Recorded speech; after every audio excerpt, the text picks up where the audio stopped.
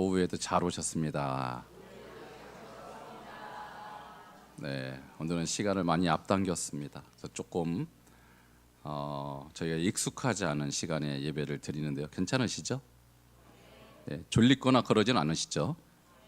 제가 조금 졸립니다. 제가 이 시간에 늘 잡던 그런 습관이 있어서 혹시 졸더라도 양해해 주시기 바랍니다. 네, 오늘 말씀의 제목은 여호와를 송축하라입니다. 함께 따라하시겠습니다. 여호와를 송축하라. 성경에 여호와를 찬양하라 이런 말도 있고요, 여호와를 송축하라 이런 말도 있고, 하나님을 찬양하라는 의미의 명령어가 한 7가지 정도 있어요. 7가지가 있는데 뭐 다 말씀드리기에는 오늘 시간이 좀 부족하고요, 3가지만 말씀을 드리려고 합니다. 근데 의미가 조금씩 다르거든요. 그래서 오늘은 송축하라에 좀 초점을 맞추려고 해요.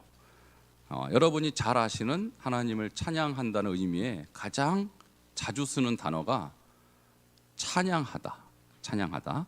자, 이 찬양하다의 원어가 할랄인데요. 여러분, 제가 자주 하는 인사말 있죠? 우리 성도들의 인사말이 뭐가 있을까요? 그렇죠. 할렐루야가 할랄에서 나왔어요. 근데 할렐루야라는 말 우리가 그냥 하나님을 찬양하라 이렇게 알고 계실 텐데, 할랄이라는 이 말은 사실은 찬양한다는 말보다는 칭찬한다는 의미예요. 칭찬한다.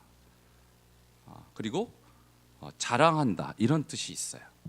그래서 우리 어린 아이들이 엄마 아빠가 장난감을 사주거나 자기가 마음에 들어하는 예쁜 옷을 사주거나 그러면 그 옷을 누구에게 자랑할까요? 자랑들 많이 해보셨군요. 자랑할 때 뭐라고 자랑해요? 우리 엄마가 사줬다. 많이 해보셨나 봐요. 우리 아빠가 사줬다. 그럼 누가 영광을 받습니까? 엄마 아빠. 그렇죠. 그것이 할랄이에요. 자랑의 대상이 우리 엄마 아빠고, 자랑의 대상이 주로 윗사람이죠. 내가 그분 때문에 내가 이렇게 덕을 봤어요. 그 자랑인데, 여러분 누구를 자랑하시겠어요? 그렇죠. 하나님이 이렇게 나에게 은혜를 주셨고, 하나님 이렇게 나에게 잘해 주셨고, 이것저것 나에게 보태 주신 그것을 누구에게 자랑해야겠어요? 그렇죠. 가족들, 믿지 않는 사람들에게 자랑하는 거. 그래서 사실 찬양은 하나님께 하는 것이기도 하지만 자랑의 대상은 인간이에요. 인간. 그래서 여러분 누구에게 하나님을 자랑하시겠습니까? 오늘부터 믿지 않는 사람들, 가족들, 누구나 좋습니다. 그러니까 우리가 찬양이라는 단어를 너무 음악과 관련시키는 경향이 있어요. 물론 찬양은 음악적으로 표현되는 경우가 많지만 찬양 그냥 말로도 할 수 있어요. 말로도. 자, 지금 옆에 분에게 우리 하나님이 나에게 이렇게 큰 사랑을 베푸셨어요. 이렇게 큰 은혜를 베푸셨어요. 한번 자랑 좀 해보세요.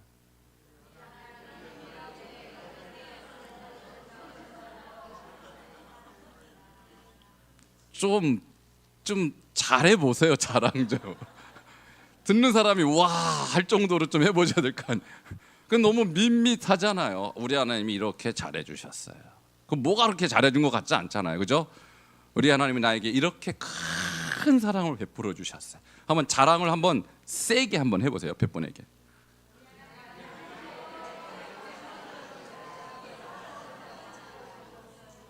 그럼 듣는 사람이 어떤 마음이 들까요?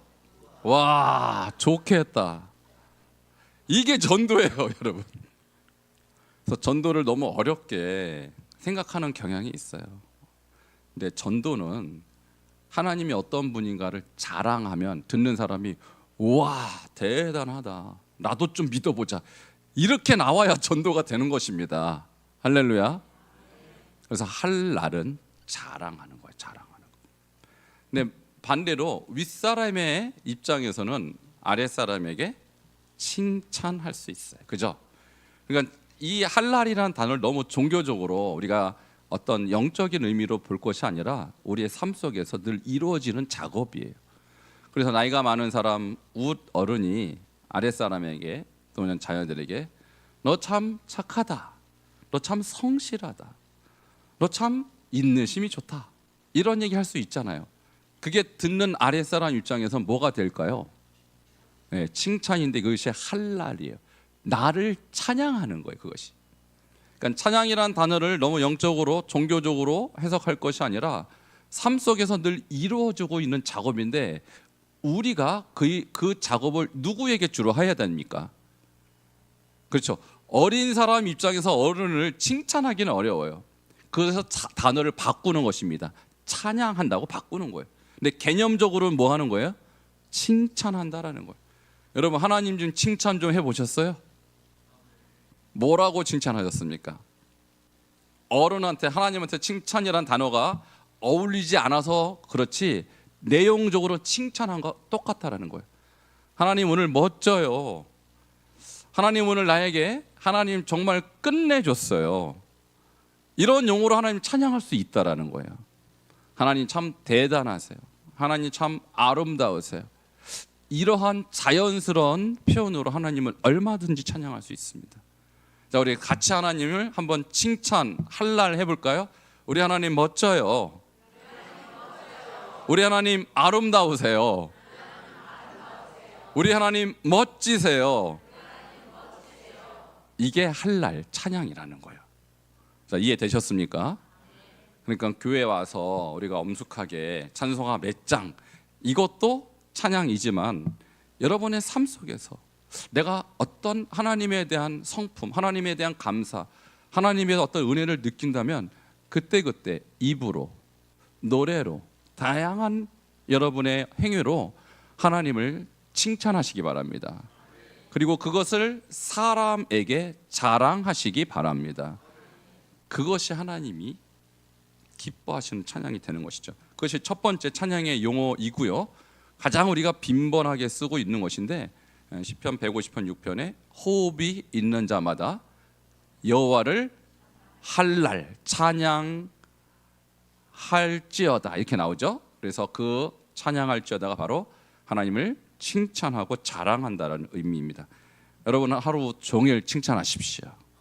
하루 종일 자랑하십시오. 그러면 스트레스 안 받습니다. 열을 안 받습니다. 짜증 안 납니다. 계속 하나님 칭찬하고 자랑하는데 열받을 시간이 어디 있겠어요. 자, 두 번째 찬양의 용어들 감사합니다. 이것이 찬양인데 히브리어로 토다라고 합니다. 따라하시겠습니다. 토다. 제가 이스라엘 가서 감사합니다를 뭐라고 할까요? 바로 나오네요. 히브리어 하나 익히셨어요. 매우 감사합니다. 토다 라바 이렇게 붙이게 하는데 우리가 영어로 땡큐, 그죠? 땡큐가 바로 토다예요. 우리가 흔히 쓰는 일상 용어입니다. 그런데 이 감사를 우리는 사실 절기 때 추수감사절, 맥주감사절 이때 많이 생각하고 또 감사라는 주제로 제가 설교하기도 합니다만 사실 감사는 우리의 일상적인 하나님을 찬양하는 행위입니다. 그래서 우리가 말끝마다 하나님 감사합니다 이럴 수 있거든요. 제가 중국에서 신앙생활 하시는 우리 성도님들 볼 때 참 우리와 다른 부분이 있어요. 그분들은 말끝마다 할렐루야, 말끝마다 감사. 중국말로 감사가 깐시에거든요. 주님께 감사합니다. 깐시에 주. 중국어 한마디 하겠습니다. 자, 깐시에 주. 잘하네요. 중국 가셔도 잘하겠어요. 말끝마다 깐시에 주, 깐시에 주. 일종의 언어 습관일 수도 있겠지만 여러분 뭐뭐해 죽겠네보다 훨씬 낫죠. 그죠? 우리 말끝마다 더워 죽겠네, 추워 죽겠네, 열받아 죽겠네 이거보다는 훨 나아요. 그죠? 입버릇처럼 깐시해주, 깐시해주. 그냥 한국말로는 주님 감사합니다 좀 길어요. 그래서 잘 안 나와요 저도. 근데 저도 중국에 살 때 간시해줘, 간시해줘 간단하잖아요. 그래서 맨날 저도 간시해줘, 간시해줘. 한국 오니까 잘 안 돼요 또 이게. 어쨌든 여러분 중국말로 하든 영어로도 간단하면 Thank you Lord, Thank you Lord. 이것도 음절로면 3음절이죠 한국어로 Thank you Lord. 그러네. 간시해줘. 이것도 3음절이네요. 한국말로는 주님 감사합니다. 조금 길긴 해요. 영어도 좋고 중국어도 좋고 한국어도 좋고 말끝마다 감사하시기를 축원합니다. 생활이 달라져요. 인간관계가 달라지고요. 나의 인생관이 달라져요. 왜냐하면 그것은 찬양이고 하나님이 기뻐하는 천국의 용어이기 때문입니다. 시편 53편 23절 혹시 아십니까? 감사로 제사를 드리는 자가 나를 영화롭게 하나니 그의 행위를 옳게 하는 자에게 내가 하나님의 구원을 보이리로다. 감사로 제사를 드리는 자가 누구를 영화롭게 합니까? 하나님을 영화롭게 하는 것입니다. 여러분 입술에 감사가 있는 것은 이미 하나님이 받으시는 예배가 되는 것입니다. 네, 감사를 하시길 바랍니다. 자, 두 번째 찬양 용어는 감사였고, 세 번째 오늘의 주제 바로 송축입니다. 여러분 송축하다라는 단어는 히브리어로 바라크라고 합니다. 따라하시겠습니다. 바라크. 들어보셨죠? 언제 들어보셨어요? 그렇죠. 신년 축복 성회 때 여러분 축복 받으려고 뭘 해요? 바락하시잖아요. 그래서 외우라 그랬잖아요. 우리가 사람들이 예수 안 믿는 사람도 복 받으려고 바락합니다. 근데 그 바락이 히브리어로 축복이란 뜻이에요. 희한하죠? 그래서 이제 바라크는 사실 우리 한국어로 표시해서 그렇지 유대인은 바락이라고 진짜 그래요. 자기네들 복 받으려고 바락한다 그래요. 그런데 이 바라크라는 단어는 조금 복합적인 의미를 갖고 있어요. 송축하다는 뜻도 있고 축복하다는 뜻도 있고 또 하나는 무릎을 꿇다 이런 뜻이 있습니다. 이 세 가지가 연결이 되어 있습니다.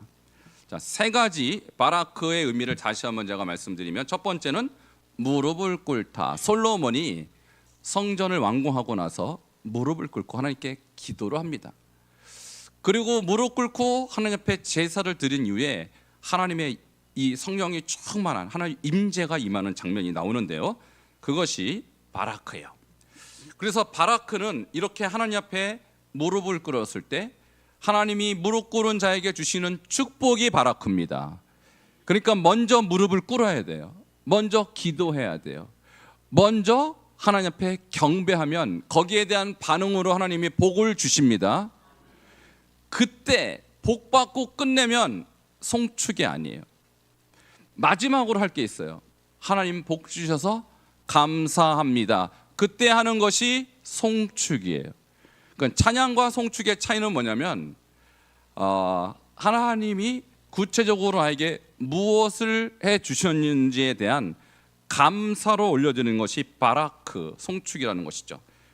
자, 바라크의 원리가 그래서 이렇게 됩니다. 첫 번째, 무릎을 꿇는 거예요. 바라크는 하나님 앞에 무릎 꿇고 경배하는 것입니다. 두 번째, 바라크는 축복하는 것입니다. 우리가 하나님께 경배하면 무릎을 꿇으면 하나님이 그것을 보시고 솔로몬에게 역사하셨듯이 우리에게도 무릎 꿇는 자에게 하나님이 복을 주실 줄 믿습니다. 예배하는 것 중요한 거예요. 기도하는 것 중요한 거예요. 그래서 우리 웨슬리 목사님은 뭐라고 했냐면 하나님의 은혜가 임하는 구체적인 통로가 있다라는 거예요. 아무것도 안 하는 사람에게는 아무것도 역사하지 않지만 은혜의 통로가 그것이 예배라고 그랬습니다. 그것이 기도라고 하였습니다. 그러니까 여러분이 예배하고 기도하는 행위는 하나님의 복이 임하는 통로예요. 믿습니까? 그것을 부지런히 하시는 자에게는 하나님이 반드시 그 통로를 통해서 바라크, 복을 내려주세요. 그러니까 무릎 꿇으면 하나님의 바라크가 임하는 것입니다. 그럼 바라크가 임하고 할렐루야하고 돌아가면 안 돼요. 할렐루야하고 자기 마음대로 살면 안 돼요. 그때 하는 것이, 은혜를 받은 자가 하는 것이 바로 송축하는 것입니다. 마지막 바라크의 원리는 송축하다. 받은 복을 감사하며 하나님을 찬양하는 것이에요. 여러분 10명의 나병 환자가 있었습니다. 예수님을 길거리에서 만났습니다. 그리고 예수님으로부터 치유를 받습니다. 자, 예수님께 무릎 꿇은 10명이 다 치유받았죠. 무릎 꿇었기 때문에 치유받은 것입니다. 여러분도 주님 앞에 무릎 꿇으면 음성을 듣고 은혜를 받고 치유받습니다. 그런데 진짜 감사한 사람은 몇 사람뿐입니까? 한 사람. 가서 제사장에게 너희 몸을 보여라, 확증하라. 가서 보이다가 아니지, 내 몸이 이렇게 낫는데 감사부터 해야지. 한 사람밖에 바라크를 안 했어요. 그러니까 9사람은 치유는 받았을지 몰라도 하나님을 송축하지 않았기 때문에 그거 이상의 축복을 받을 수가 없었어요. 그러니까 여러분이 지금 하나님 앞에 무릎 꿇고 예배할 때 하나님은 반드시 뭔가를 주셔요. 근데 그걸 받고 나서 할렐루야 하고 도망가면 안 돼요. 바로 그 다음 단계인 하나님 앞에 송축해야 하는 것입니다. 그러면 송축한 다음에 또 다른 바라크가 오는데 그것이 오늘 본문 105편에 시편 103편에 있는 것이죠. 자, 시편 103편 1절 한번 보시기 바랍니다. 자, 우리가 하나님 앞에 바라크를 송축을 하게 되면 자, 하는 이유를 먼저 말씀드릴게요. 먼저 103편 1절 시작. 내 영혼아 여호와를 송축하라. 내 속에 있는 것들아 다 그의 거룩한 이름을 송축하라. 아멘. 자, 바라크를 우리가 해야 되는, 송축을 해야 되는 이유는 뭐냐면 그의 거룩한 이름을 우리가 받았기 때문이에요. 그러니까 사람들은 하나님이 누구신지 하나님의 이름을 들어도 잘 몰라요. 근데 이름이라는 단어, 쉔이라는 이름이라는 단어에는 명예가 같이 따라 붙어요. 여러분 좀 유명한 사람 이름을 한번 대보시면 그 사람에 대해서 여러분의 평가가 있을 거예요. 자, 예를 한번 들어볼까요? 예수님. 자, 들어보셨어요 그 이름? 그럼 그 이름을 여러분 딱 들을 때 그분은 누구라고, 어떤 분이라고 평판이 있죠? 평가가 있죠? 좋은 분이에요, 나쁜 분이에요? 얼마나 좋은 분이에요? 엄청 좋은 분이에요. 여러분 살려주신, 여러분 생명의 은인이죠. 그러니까 이름에는 그 사람의 명예와 평판이 따라 붙는다라는 거예요. 그런데 우리가 여호와의 그 거룩한 이름, 하나님이라는 이름은 어떤 분이십니까? 그러면 여호와라는 이름을 들을 때 여러분 누구로 이해하고 계십니까? 온 세상을 창조한 창조주세요. 할렐루야. 그렇게 대단한 창조주의 이름을 여러분이 알고 있단 말이에요. 그분도 여러분이 그분을 바라크할 때 그분이 어떻게 생각하겠어요? 야, 우리 아무개가 나를 알아보네. 내가 너희를 창조했고 내가 우주를 창조한 걸 너희가 아는구나. 하나님 기분이 너무너무 좋은 거예요. 그래서 우리가 하나님을 송축해야 되는 이유는 그분의 이름이 너무나도 위대하고 영광스럽기 때문에 그분을 우리가 송축해야 하는 것입니다. 자, 두 번째, 우리가 왜 그러면 송축해야 되는가? 2절을 함께 읽겠습니다. 시작. 내 영혼아 여호와를 송축하며 그의 모든 은택을 잃지 말지어다. 아멘. 은택은 은혜라고 이해할 수 있습니다. 우리가 왜 바라크를 해야 되냐면 그분의 은택을 우리가 받았기 때문입니다. 그러니까 우리가 예배하고 무릎을 꿇으면 하나님의 은택이 임해요. 자, 그럴 때 여러분이 나에게 하나님의 은택이 임했거나 은혜가 임했거나 하고 할렐루야 하고 막 돌아다니면 안 돼요. 바로 뭐 하셔야 돼요? 감사, 송축하셔야 돼요. 송축.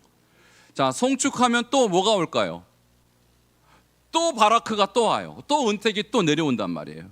근데 많은 분들의 그 문제는 뭐냐면 아주 위급한 일에만 하나님을 찾아요. 위급할 때만 금식하고 위급할 때만 하나님께 무릎을 꿇습니다. 그 하나님이 반드시 또 복을 주시고 은혜를 주시는데 거기서 끝을 내버리는 경우가 너무 많다라는 거예요. 그러니까 하나님의 은혜는요 계속 같은 패턴으로 가는 거예요. 은혜를 우리가 무릎 꿇었을 때 하나님 은혜를 주시고 은혜를 받으면 다시 감사로 하나님 앞에 송축하고 그러면 또 다른 은택을 주시고 이것이 우리 인생의 라이프 스타일이 되기를 축원합니다. 그럼 계속 예배하고 계속 무릎 꿇고 계속 복받고 계속 하나님의 은택을 누리고 이것이 예수 믿는 큰 혜택이 아니겠어요? 근데 이것을 중간에 멈추고 하나님 앞에 무릎 꿇기를 멈추고 하나님 앞에 송축하기를 멈춘다면 하나님의 은혜의 통로도 거기서 중단이 된다는 것이죠. 이 원리를 여러분 잘 기억하시기 바랍니다. 세 번째, 왜 송축해야 할까요? 3절입니다. 같이 읽겠습니다. 시작. 그가 내 모든 죄악을 사하시며 내 모든 병을 고치시며. 아멘.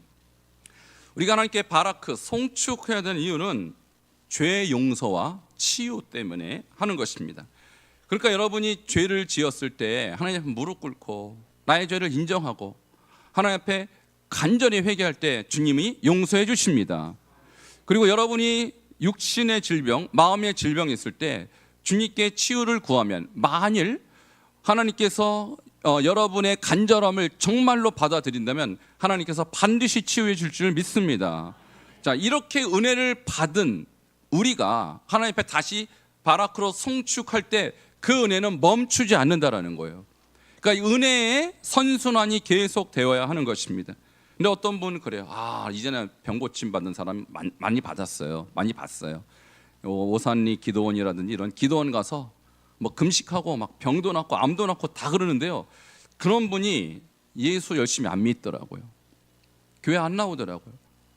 그분의 이 모든 관심은 자기 병 고치는 거 외에는 없었어요. 하나님께 어떻게 영광을 돌리고 감사할지 그런 마음이 없었어요. 그런 분들 나중에 다시 다 재발하더라고요. 그러므로 여러분, 혹시 여러분이 어떤 문제가 있어서 주님이 용서해 주시고 치유해 주시거든 그때부터 더 바라크 하시기 바랍니다. 더 송축해야 하는 것입니다. 자, 네 번째, 왜 송축해야 됩니까? 4절 같이 읽겠습니다. 시작. 내 생명을 파멸해서 속량하시고 인자와 긍휼로 관을 씌우시며. 아멘. 우리를 그의 인자와 긍휼로 관을 씌우셨기 때문입니다. 인자는 헤세드라고 하는데요, 헤세드의 뜻은 이런 것입니다. 언약을 맺었어요. 근데 우리는 언약을 깨죠. 인간은 언약을 깹니다. 약속을 어겨요. 근데 하나님은 약속을 기억해요. 그래서 어겼던 그 이스라엘 민족에게 너네 X표 이렇게 하지 않고 2세대에게 다시 기회를, 언약을 갱신합니다. 3세대에게 언약을 또 갱신합니다. 자, 3세대도 주님 앞에 이 헤세드를 어겼어요. 언약을 어겼어요. 그렇다고 언약이 취소됐을까요? 아닙니다. 그 언약은 오늘 이방인인 여러분에게 이어졌습니다. 그래서 우리가 예수 그리스도 십자가 언약으로 우리는 하나님의 헤세드 가운데 있는 것입니다. 이렇게 하나님의 인자와 긍휼은 어머니의 모태라는 뜻이에요. 어머니의 모태와 같이 우리를 돌보시는 이 하나님의 한량없는 사랑을 우리가 받고 있기 때문에 그분에게 계속 송축해야 하는 것입니다. 그래서 우리가 무릎 꿇고 하나님 앞에 나오면 하나님께서 인자와 긍휼을 주시고, 그때 우리가 또 하나님 앞에 헤세드를 송축하면 그 인자와 긍휼은 끊임없이 우리에게 공급이 되어지는 것입니다. 마지막 5절입니다. 같이 읽겠습니다. 왜 우리는 계속해서 송축해야 합니까? 시작. 좋은 것으로 내 소원을 만족하게 하사 내 청춘을 독수리같이 새롭게 하시는 도다. 아멘. 우리가 송축해야 되는 이유는 좋은 것으로 우리를 만족하게 하시기 때문입니다. 여기서 좋은 것이라는 이 단어가 토부인데, 토부가 처음 나눈 것이 창세기 1장, 하나님이 지은 것을 보시기에 좋았더라. 특히 인간을 지으시고 보시기에 심히 좋았더라. 토부 메오드, 너무너무 좋았다, 이렇게 말씀하세요. 그러니까 좋다라는 것은 그냥 보기에 느낌에 좋은 것이 아니라 하나님의 창조 질서를 완벽하게 성취한 것입니다. 그래서 좋다라는 말을 아름답다 또는 완벽하다 또는 착하다, 선하다 여러 가지로 번역을 해요. 아무튼 하나님으로부터 오는 것은 좋은 것입니다. 하나님으로부터 오는 것은 완전한 것입니다. 하나님의 창조 질서가 완벽하게 이루어졌을 때 하나님은 너무너무 좋았다라고 했던 거예요. 자, 그때 주님께서 우리의 소원을 만족하게 하사 우리의 청춘을 독수리같이 새롭게 하신다고 그랬어요. 여기서 만족한다는 것은요, 물리도록 먹고 또 물서 물리도록 우리를 만족하게 한다는 것입니다. 그러므로 하나님이 우리에게 주시는 만족은 찰랑찰랑 그 정도가 아니라 넘쳐 흐르는 만족인 줄 믿으시기를 축원합니다. 이와 같이 103편이 우리에게 송축해야 되는 이유를 5가지로 말씀했습니다. 여러분, 이것을 기억하시고 오늘부터 여러분이 지금까지 물론 송축했을 거예요. 근데 송축하면 반드시 은혜가 임하고 축복이 임하는데 그때 멈추시면 안 돼요. 그래서 송축은 계속되어야 되고 하나님의 이 바라크의 은총은 여러분 인생의 마지막 그날까지 이어지기를 주 이름으로 축원합니다. 오늘 함께 찬양